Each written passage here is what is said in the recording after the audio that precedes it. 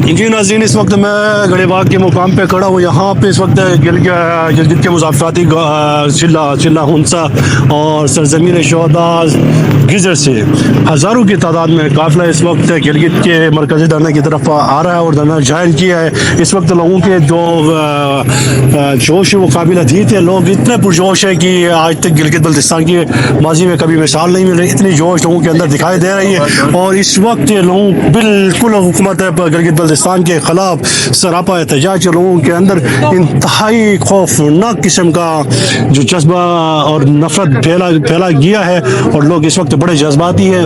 गिलगित बल्तिस्तान के लोग इस वक्त अवामी एक्शन कमेटी के जो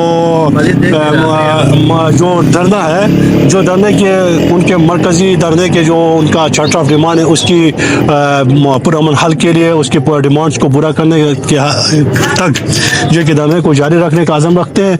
और ये जो है धरने का सिलसिला दस्तूर है और आखिर तक देखते रहे और इंशाअल्लाह हम आपको रफ्ता खबर लम्हा बलहमा खबर देते रहेंगे।